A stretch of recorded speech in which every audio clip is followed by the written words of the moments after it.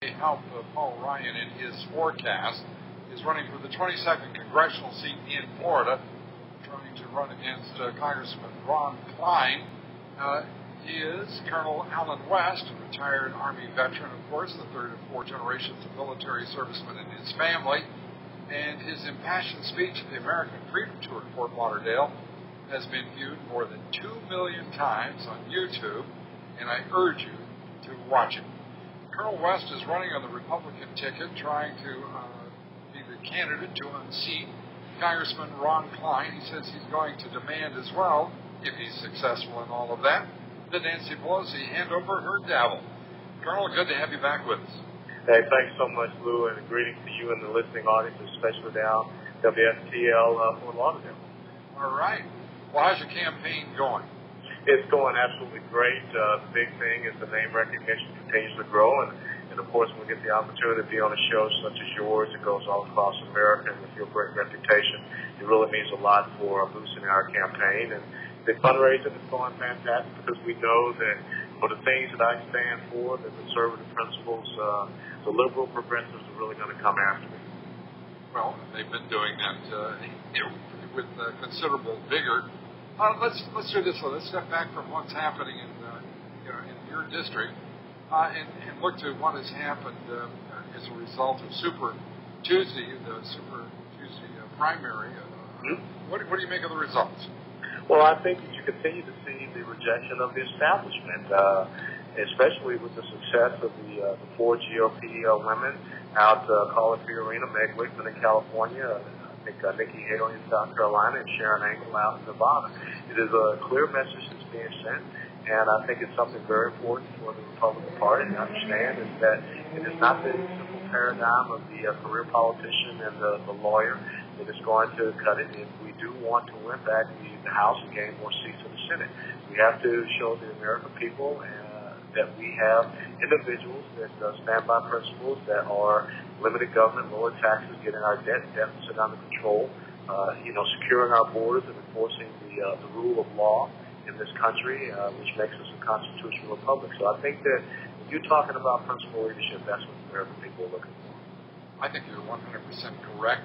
And I think that as you articulate those values, it's astounding to think about in the sense that within a little over a year and a half here, we have watched this country move so far through the initiatives of the Obama administration away from those values. It seems it's not even permissible in this administration to articulate those values.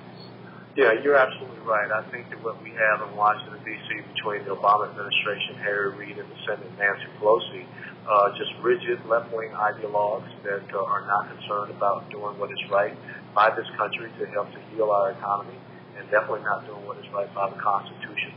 I think that with his comments that you saw on the Matt Law show, it is almost a bit of Chicago thuggery that has come into be in control in Washington, D.C. But, what was most alarming was that jobs report number last Friday where, only 10% of the new jobs created were private sector jobs. And what we saw were temporary government jobs, which means that this is not sustainable long-term economic growth, sustainable employment for the American people.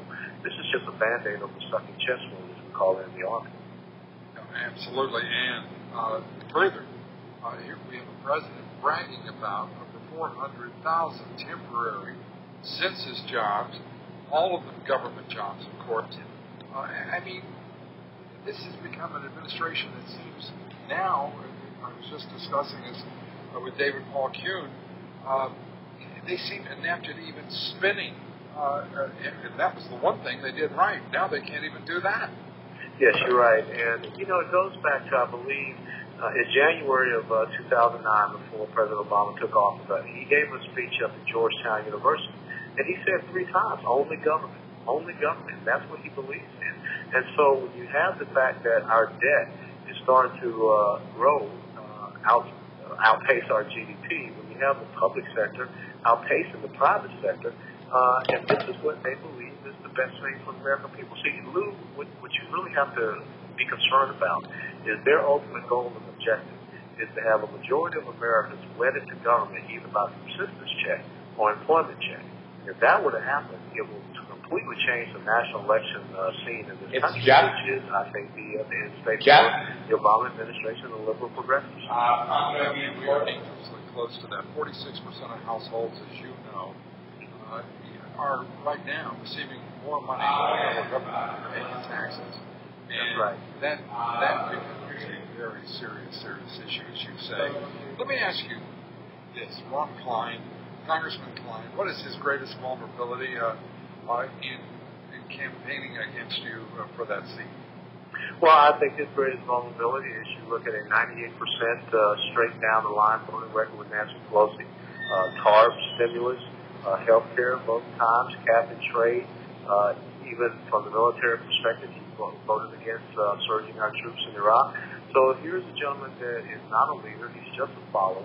And it's very interesting, Lou, because just as you saw in Pennsylvania 12 with the special election for the emergency, Congressman Klein has been going out calling himself a fiscal conservative and a budget hawk, which is absolutely laughable. Well, he's trying to catch up with the times, is he? Yeah, he's trying to remake himself. I think that's what you're going to see is a lot of these vulnerable Democrats trying to run away from this the Obama administration agenda, the Nancy Pelosi agenda, but the voting record speaks for itself.